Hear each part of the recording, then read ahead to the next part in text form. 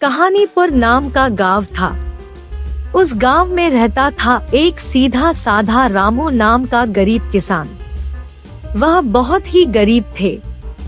उन बेचारों को कभी कभी एक समय का खाना भी नहीं खाने को मिलता था, जबकि वह दिन भर मेहनत से काम करता था। रामू के घर उसकी पत्नी ही उसके साथ रहती थी। एक बार क्या हुआ कि हमारा रामू खेत में खेती कर रहा था। तभी अचानक उसका जो कुदाल था वह एक जोर से किसी धातु से टकराया और तेज आवाज आई। बेचारा रामू चौंक के घबरा गया। बोला, अरे ये क्या? उसने खोद कर निकाला तो वहाँ पत्थर का घड़ा निकला। खाली घड़ा और फूटी किस्मत। रामू सोचने लगा कि आखिर इस घड़े का मैं क्या करूँगा। उसने यह सोचकर घड़े को सेब के पेड़ के नीचे रख दिया। उसे वह रख रामू अपना खेती करने लगा।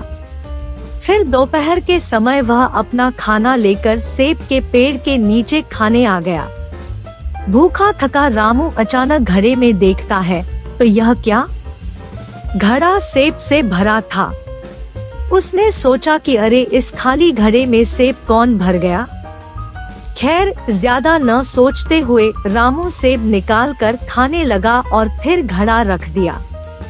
वह अभी सेब खा ही रहा था कि तभी एक और सेब घड़े में गिर जाता। फिर से पूरा घड़ा सेब से भर जाता है। घबराया रामू पूरी तरह हैरान हो गया, लेकिन तुरंत ही समझा गया कि ये कोई ऐसा वैसा घड़ा नहीं, बल्कि निश्चित ही कोई जादुई घड़ा है। फिर कुछ विचार करके रामू घड़े को लेकर अपने घर ले जाता है। पत्नी पहुंचती है तो घर आकर रामू उसे जादुई घड़े के बारे में बताता है। पत्नी रामू पर बिल्कुल भी विश्वास नहीं करती और यह साबित करने हैं। यह सुन रामू एक चावल का टुकड़ा लेकर जादुई घड़े में डाल देता है और देखते ही देखते घड़ा चावल से भर गया था। पत्नी आश्चर्य से रामू को देखने लगी और खुश होकर रात का खाना खाया और सो गए।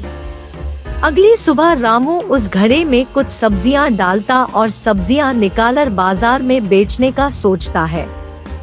अब तो रोज ही ऐसा होता और फिर रामू मेहनत करके धन कमाया और बड़ा सा घर बनवा लेता है। गांव के सभी लोग चर्चा करने लगे कि कैसे रामू इतना अमीर हो गया, क्या उसके हाथ कुछ लग गया है।